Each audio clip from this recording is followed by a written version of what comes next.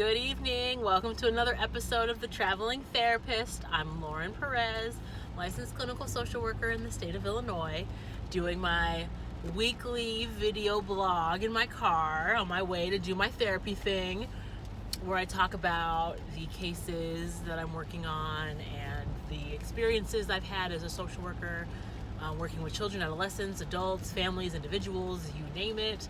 I love all of it. Primarily the crisis stuff. I work a lot with people who are experiencing suicidal thoughts, suicidal gestures, suicidal plans, homicidal thoughts, gestures, plan, intent, psychosis, substance abuse, you name it, I've seen it all. So today we're going to talk about a case that I recently evaluated. This was a 16-year-old girl here in Lake County. The presenting problem was suicidal ideation present at the hospital, and she was transported to the ER via ambulance after she consumed, after what I was told was her consumption of bleach. That while she was at home, she went and she drank a cup of bleach with the intent to kill herself. When I get a call about somebody consuming a carcinogen or a substance that burns that has the capacity to kill you soon after you consume it, in my mind it's always an automatic. You're going into an inpatient facility, no questions asked. If the way the call is presented and given to me is accurate, and this individual really did consume bleach, she's going in. No questions asked. There's nothing that anybody can say or do to change my mind. You tried to kill yourself. You're done. But the hospital that I'm going to likes to... they like to fluff things because they want everyone under a certain age who comes into their facility with suicidal ideation to go inpatient. I'm not sure if this is because they experienced something in the past where they let somebody go home who very shortly thereafter tried to kill themselves or was able to complete suicide. Not sure. All I know is that whenever I get these calls from this particular hospital here in Lake County, I take it with a grain of salt. So I arrived to the unit, and so I talked to the nurse. I called the ER, talked to the nurse. Doctor was with someone, so I just spoke to the nurse. Tried getting a hold of the parent. The parent that was listed was a guardian that apparently this kid is not living with her biological mother or her biological father. She was living with a paternal aunt. So I tried calling her. She did not answer. I did the 3 strikes and you're out rule. And then I decided, okay, well, she tried to kill herself. She's in the emergency room. The family's not answering. They probably know that she's going to have to go inpatient. So I'm just going to go and do my thing. If DCFS has to get involved and I have to get protective custody taken, this is one of those situations. I think maybe it was 2 videos ago, I told you about the kid, the 11-year-old boy who was trying to kill himself, whose mother was actively, I could see the wheels turning in her mind where she's actively trying to figure out how to get him out of the emergency room. And I explained to her that if she runs, then security gets involved and then I have to call DCFS because it's medical neglect. In those situations, the doctor will take medical guardianship of a child if their parents are deemed unfit, unstable, not making healthy, reasonable choices that are in the best interest of that child. So in my mind, because I cannot get a hold of the paternal aunt who is listed as the legal guardian of this girl, in my mind that's where we're going. Okay, I'm gonna have to take protective custody. The hospital's gonna have to get involved. I'm gonna call DCFS. So I already know that I'm gonna be there all night. Upon arrival, I know what room she's in, so I go in, and this girl does not look like she's just drank a bleach. She's sitting on the hospital bed. I mean, she's fully manicured. Her hair is in, every hair is in position. She's got a full face of makeup. She has no IV. She doesn't look like she's had her stomach pumped. They're not actively trying to keep her alive. Like, her esophagus does not look like there's any damage. So I walk in and I say, hi, I'm Lauren, I'm with SAS, and I'm here to do your crisis evaluation. I was told that you drank bleach today, and it doesn't look like that's the case. Could you tell me what's going on? So she's like, yeah, I didn't drink it. I just put it in my mouth and I spit it out. I didn't swallow it. I said, okay, well, how would they mess that up and tell me you swallowed it? She's like, well, that was my grandma. My grandma told them I swallowed it. She didn't believe me when I told her that I didn't. I wanted to die, but then I put it in my mouth and it didn't taste good. I could feel it on my tongue, so then I spit it out and I rinsed my mouth out. And she came in the bathroom and heard me coughing and trying to get it up and asked what I did. And I told her I put bleach in my mouth, and she saw the bottle and just automatically believed that I didn't spit it out and that I tried to kill myself by drinking it. And I said, okay, well, what was your intention when you put bleach in your mouth? You're not 6 years old. You are a teenager. You're a few years short of being an adult. What was your intention? And I'm talking to her just like this because she opened this up. She's ready to have a conversation. You know, she presented herself in such a way that she's an open book. So you want to be real? We're going to be real. What were you thinking? What were you fucking thinking? She's like, well, you know, nobody pays attention to me and I wanted somebody to listen.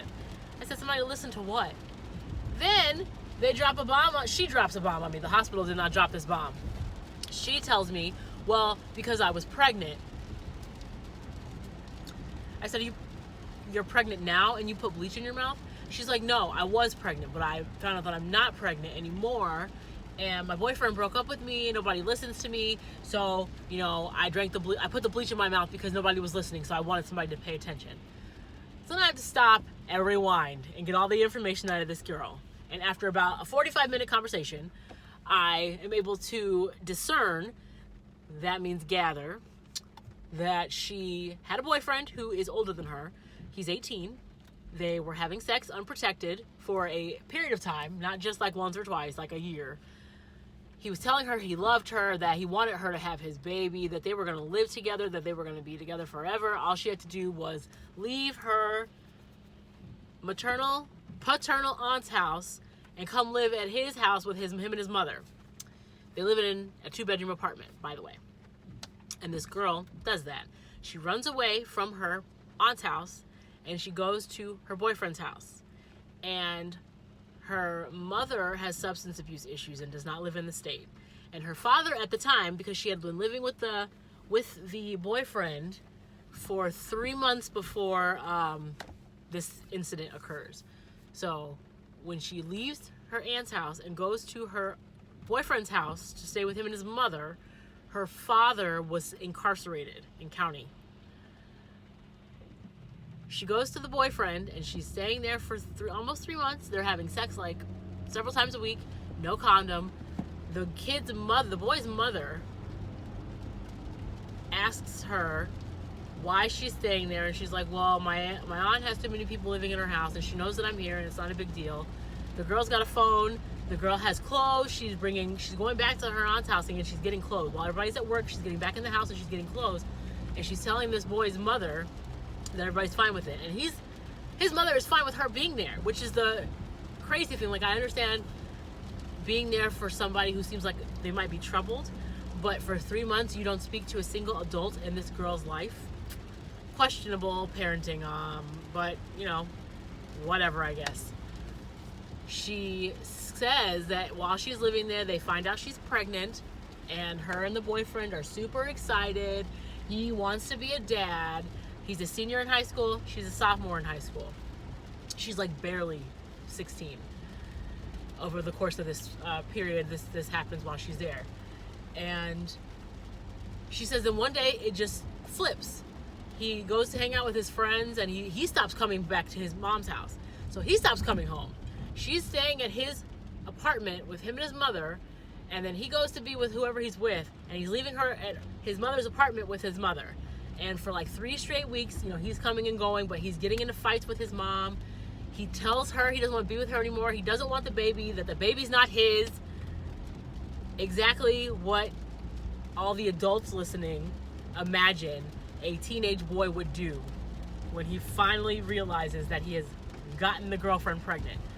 Nobody has a job. They're all dependent on his mother. He gets into his mom's face because his mom finds out that she's pregnant. And I mean, she's maybe possibly 5 or 6 weeks pregnant at this point. Like, it's very early. Mom finds out that the girl's pregnant. She gets on him because he's not coming home. Tells him that he needs to stop whatever he's doing. He needs to stop dipping out and he needs to come home and needs to be there with her. If she's having a baby, he needs to step up. He gets in his mom's face, says, "Fuck you, bitch." Mom calls the police on her son. Police come. He's 18, so she has him removed from the house for this day. And they ask my crisis client what her name is. She tells them her name, and they run it, and they see that there is a missing persons report filed for this girl. I don't understand how nobody knew where the boyfriend lived, why nobody tracked her phone, why nobody asked the school. I mean, I'm just so confused about why there was no due diligence done by this girl's family, but in the same breath, she was thrown away. Nobody wanted her. Her dad was in jail. Her mother is not in the picture. Who knows how many times she'd run away. The aunt could have easily been fed up with having to deal with this troubled individual and was not equipped herself to handle it. It's not an excuse, but I've seen it happen before. So she's 16. It's easy to say, okay, whatever, you're on your own. So they run it, see that there's a missing persons report filed. They bring her back to the paternal aunt's house, which is her father's sister. And oh, lo and behold, dad is out of jail now, and he is staying with the aunt. So she comes in the door, she sees her dad, and it's like, "Oh, Dad, oh my God," whatever, this reunion shit. But Dad has small children. Those are the other kids that the aunt is taking care of. His other two small children. I'm talking like 4 years old and 6 years old. So she comes back and she's staying there with her dad and her younger siblings and her aunt's husband and their kids. And she sees that her dad's time is being wrapped up and invested in these small children. She is 16. She can take care of her daily needs. She can feed herself. She can bathe herself. She can make basic food. If she's hungry, she can go make a peanut butter and jelly or have a bowl of cereal. Or maybe even she can cook more. I really didn't get into it, but she never said that she goes hungry. Still thinking she's pregnant, by the way. Still thinking she's pregnant. So this girl is seeing that dad is kind of way more invested in the smaller kids. He is making their food, and he's giving them baths, and he's reading to them at night, and he's spending a lot more quality time with the little ones than she believes he's spending with her. And there is some truth to that. Parents have to give smaller kids more time. That's not to say that he wasn't giving her time, but it wasn't enough time, in her opinion. So this particular night, Dad took the two smaller ones to Chuck E. Cheese. She didn't want to go, but I guess she didn't want him to go, and she didn't want him to take the little ones. So he takes the little ones. They go to Chuck E. Cheese. Somehow she realizes she's not pregnant anymore. I'm starting to even wonder if she was pregnant in the first place, because if the boyfriend is putting all this pressure on her to be his baby mama and she wasn't getting pregnant, I'm starting to wonder if she had lied, because she didn't say anything about getting her period. She didn't say anything about having a blood or being, having a miscarriage. She just says that she realizes she's not pregnant. She tries calling the boyfriend. He's not answering. She can't call her mom because her mom's drunk. She feels like she's got nobody to listen to, nobody to talk to, nobody cares about her. Her dad's at Chuck E. Cheese. She goes in the bathroom and she says that she did have a feeling and a thought that it would be better if she just wasn't here. And that is where I come in, because the story goes from her being kind of like I'm not getting my way, I'm not getting any attention, kind of like a spoiled brat, to somebody who's neglected in her, who didn't get the nurturing, the love, the care, the compassion that she's now seeing her smaller siblings get, because she said her dad had been incarcerated most of her life. He had been in and out of jail consistently most of her life, and she's 15, 16. To see him doing things with her little brothers that he never did with her was painful. And to feel like she's too old now to ever have those things is equally painful. It's like a double loss. It's a double loss, triple loss if you reflect back on what you didn't have. You're looking at what you don't have, and then you're longing for what other people are getting. So it's like she lost 3 times. She goes in the bathroom, has the thought that maybe it's better that she's not here. Hopelessness. It's not just straight suicidal thoughts and gestures. There's a lot that underlies a person's thought process where they get to a place where they think that maybe they should just die. There's a lot more to that than just, I think I want to die. And the things that I just listed, the longing, the resentment, the sadness, anger, feeling left out, feeling not good enough. Why wasn't I good enough for him to not go to jail, but now he can be out and be with them, and he's promising him that he'll never go back in? That kind of thing. So she goes in the bathroom. I don't know who keeps bleach in a regular bathroom. I mean, like, bleach is in the laundry room or the kitchen in my house, where it's in an area where you can't, like, walk out with it without somebody seeing it.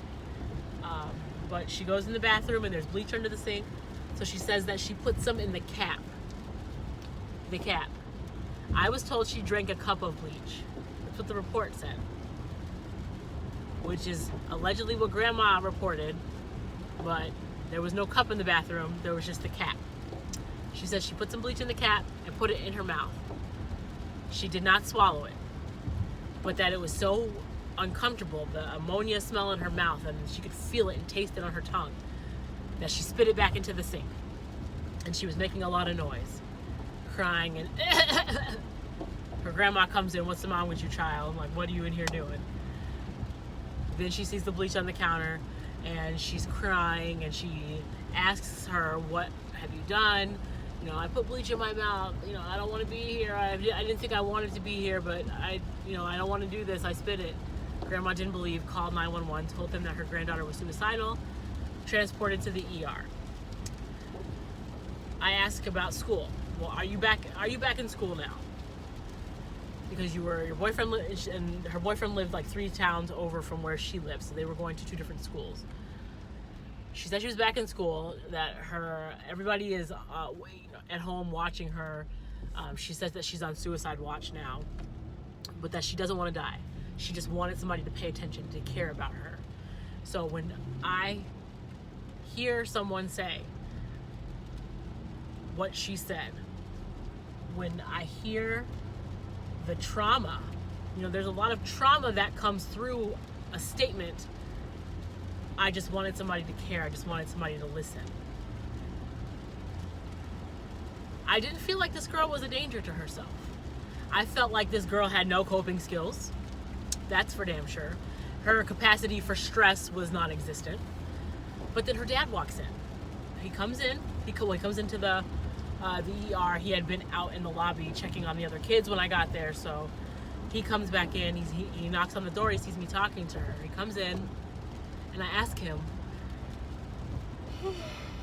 excuse me, what are your thoughts on this? How are you feeling about what has happened? Are you concerned about her safety? Do you think that if she were to come home, she would hurt herself again? He's like, "No, I don't think that she's going to hurt herself again. I think that mission accomplished. She wanted attention, and now she's getting it. And it's opening my eyes to some of the things that I didn't know were bothering her because she wasn't communicating. I think that I could take her home and take care of her. My mom is there. My sister's there. She's not going to be allowed to be alone, for extended periods of time. She's never done anything like this before. So if they'll let me take her, I want to take her home." I go talk to the doctor, because I think that if we link this girl to outpatient counseling, if she's going to school and the counselors at school are aware, and her aunt doesn't work, her aunt's always home, somebody's always in the house, so it's not like she's going to be able to be at home by herself with some lethal means to take her life. And she did not swallow the bleach.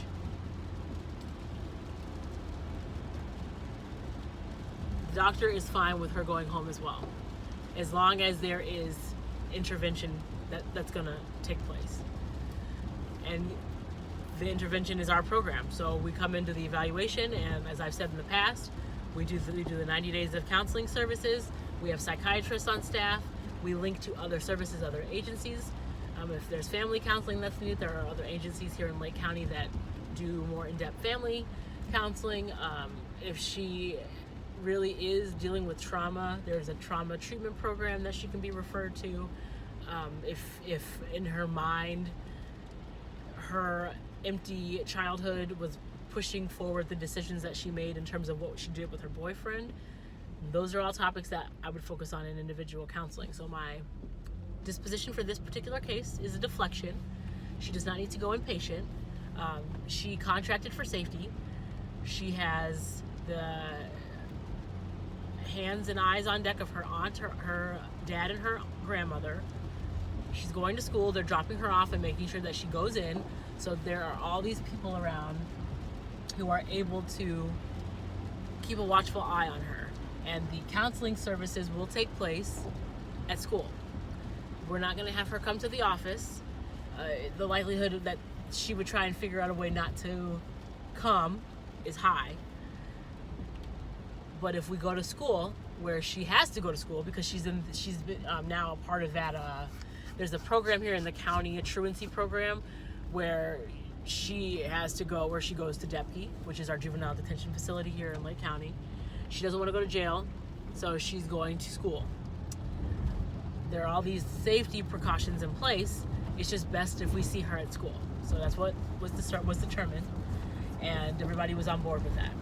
If I was the therapist working with this kid, I would first dive into her childhood, really get an idea from her perspective of what it was that she endured. I would want to learn more about what was going on with her mother. Why was it that her mom wasn't in the picture? How often did she speak to her mother? What was the last conversation they had? Those things are important because they last. She's an adolescent. She's a teenager, but she's an adolescent. She doesn't have any responsibilities. And their memories, they're like sponges. So whatever was the last discussion that she had with her mother, that discussion is going to be the catalyst for all the decisions that she makes thereafter. Whether or not people want to believe that, it's the truth. If her mother told her that she was a worthless piece of shit, that was the last conversation that they had, she's going to believe that she's a worthless piece of shit and do things to either make that a self-fulfilling prophecy where she does things that derail her life and do make her value less than it would be because she made poor choices. So not going to school, you're not going to get your high school diploma, you're not going to go back for your GED, so you have no education, so then you can't get a good job, and then you can't make any money, you can't take care of yourself, so then you are diminishing your worth. Your high school education is the easiest thing that you're ever going to do in this world. Do not drop out of high school. There's no going back from that. The GED is not easier and it's not better. Get through high school. We will talk about that in a little bit. So we'd focus on that. What she needed to make sure she could be successful in high school. Stress tolerance skills would be our next focus. I would want to really get an understanding of her trauma. I would want to really have an understanding of how she met this boy and what was it about him telling her he wanted her to have his child that was so intoxicating for her. Why was it that she was willing to risk it all for this boy, and why she couldn't recognize that relationship wasn't good. So I mean, in a lot of ways, I'm a mother. I have 3 small children, and in my counseling sessions with children and adolescents, you're taking on a parenting role. You're telling these children things that they should have learned from their parents, that maybe their parents never taught them because they're not around, or maybe their parents never taught them because their parents don't even know these things. I grew up in a healthy 2-parent household, so there's a lot that I know, that I experienced and that I was taught that's not common knowledge. So educating her on what a healthy relationship is, educating her on boundaries. These are all things that I would work on with this individual. And quite frankly, I probably would have kept her longer than the 90 days because of just how risky she was willing to be, her behavior. But she had never done anything like this in the past. She had never tried to kill herself. She had never had a counselor. She had never seen a psychiatrist. She had no social supports. I didn't feel like it was a severe enough case to jump from that to inpatient. For her father, it would be a lot of parent coaching on how to take care of a teenager, how to take care of a girl. I don't know what his mother's parenting style was, so I would want to learn that. And I don't know how he witnessed his mother parent his sister. But for him, it would be making time for your teenage daughter, because if you as her father are not there for her, if you as her father do not give her the foundation and teach her what it is to be valued and treated well by a man, then you are fucking ruining her. You're going to teach her by not teaching her that it's okay to make dumb choices for a relationship. And that is primary focus with dad. You have to be her all of her parents. You have to be her everything. You have to teach her everything. You've got to teach her shit that you don't even think that a 16-year-old needs to hear, because she's 16 and she's sexually active and she was willing to have a child with somebody who she barely knew at this age to fill a hole, a gap, a void that she has. That baby fixes everything line of thinking. Dad needed to be aware of that, and that girl needed to be on some birth control that she couldn't fucking take out. He would have needed to know that as well, and I would have also told her that. Going back to why we see the kids at school and why it's important for you, my listeners, my viewers, whatever you're dealing with, whatever you're going through right now, however hard things are, if you're being bullied, if you're not understanding the material at school, if you don't feel like school is going to get you anywhere, you don't feel like it's a valuable asset, let me be the first to challenge that, because it is all of the above. School will take you, high school is going to be the jumping off point to take you places. High school is going to be so vital in your ability to make any choice in this world. You need it. Right now we live in a society where a master's degree is what you need in a lot of jobs to even take an entry-level position. To make any type of money in this world, you need a master's degree. Whereas once upon a time, you could get a job just knowing a skill. You didn't need to have an education. You didn't have to have a high school diploma, a bachelor's degree, a master's degree, a license, or a certificate. All you needed was a couple of years on the job, or a dad who knew something, who could teach you how to do it. That's not the case these days. It's not the case anymore. Education is so vital because it is social capital. And when I say social capital, I mean without an education, you imagine yourself as money. There's a price tag on you. And every level of education that you have, you add a dollar sign. So $1 symbol is like McDonald's. That's the value. $2 symbols, we're up to like an RPM restaurant in the city, RPM or the Girl and the Goat, one of those really nice restaurants.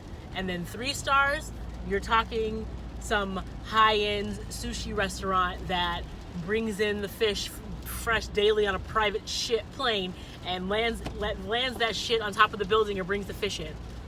High class, high brow, high quality. The best of the best. If you don't have an education, you have no dollar sign on your price tag. Your social capital is 0. If you have a high school diploma, then yes, you've got the $1 sign. Your McDonald's. You can get a lot of different types of jobs. They're not going to be high-paying jobs, but McDonald's serves a purpose in our society, and you will too. You have value. You have value no matter what, but we're talking about how jobs view you without an education. We're not talking about relationships and people. So this is not me saying that you have no value, that you're worthless. This is not what I'm saying. But the reality is this is how you're viewed if you want a job in this world. You're capital. You have a bachelor's degree, you are maybe the $1 sign and a half of a second. So you can do a lot more, but it's not the $2 signs that you are with a master's degree. Master's degree, you can do a lot of things. You can get into a lot of different fields, a lot of different positions, more doors open for you. But it's the people who have master's degrees and licenses, master's degrees and certificates, master's degrees and no trades, who have all these other skills rolled into one person that get the $3 signs. They are and doctorates and PhDs, everything from there up. Nothing is higher than a doctorate PhD. obviously I'm not outranking a doctor, but I'm up there with the doctors because of all the certificates that I have, because I kept my fucking ass in school. I finished high school. High school is the easiest shit you are going to do in this world. And I cannot stress that enough. Don't fuck yourself by quitting high school, because there is no coming back from that. A GED is not easier, and I hate the fact that people put that out there. Oh, I'll just get my GED. The GED is designed to make you fail. The GED is designed to disadvantage you. They don't want you to succeed. And even if you have a GED, that's not looked at highly, because then it looks like you can't commit. So why would I want to hire you when you couldn't even finish high school? They don't care what the reason is. They just know that you didn't finish. So that's what I would have worked on with this girl. I deflected her, didn't put her in. She's going to get the services that she needs. She has not represented, which is wonderful. And my hope is that, she'll be fine from here. The family system as a whole needed some help, and I'm glad that the county was able to get involved and provide that for this girl. If you've got questions about this video, about my choice, you want more clarity on why I chose to do things the way that I did, please leave a comment below. Go to my website, ewaillinois.org, EWAILLINOIS.org. Go to the Traveling Therapist tab. You can submit an inquiry, a question, comments, whatever, topics that you would like for me to discuss can all be left on that website. I started a GoFundMe because I don't like being the traveling therapist in my car and doing my podcast, my podcast. Why do I always use that word? Because I love podcasts. I listen to them every single day. I don't listen to music or watch TV. If I'm not shooting this vlog, I'm listening to a podcast. So my bad for the fact that I keep saying that. I'm starting a GoFundMe page to help fund the acquisition of an office space, and for me to be able to pay rent for 6 months and get furniture within that space, so that I can work on this in the safety and security of an office and not have to do it while I'm driving, and that I can start seeing more clients in the office too. I really want to be stationary, and I want to be settled, and I want to be stable. So if you guys are willing to donate even $5 toward that cause, it's no bullshit. The second I reach my goal, is the first video that you'll see with me sitting nice and comfortable in an office, shooting this on my computer, not on my phone, in my car, driving in traffic. I appreciate all the support. I really love doing this, and I hope to keep it up. But, I feel like the sooner I can get into an office, the better. I've gotten some comments so far about people being concerned about me doing this while I'm filming, but I'm always very careful while I'm driving. I have learned to multitask, and I've been driving for over 15 years. I'm hands off of the phone. If I do touch the phone, I'm usually sitting at a stoplight, and that's why I don't look a lot at the camera while I'm driving, but I'm parked now, so now I can do that. I've reached my destination. But yeah, if you guys are willing to donate to the GoFundMe so that I can stop doing this from here and be more permanent in an office and really start the next chapter in my life, I'd appreciate your donations. $5, $1, it all helps. But yeah, let me know what your thoughts are, and if you've got something you want me to talk about for next week's video, I wait for your inquiries. Thanks so much. This has been another episode of The Traveling Therapist, and I'm Lauren Perez. You guys be well.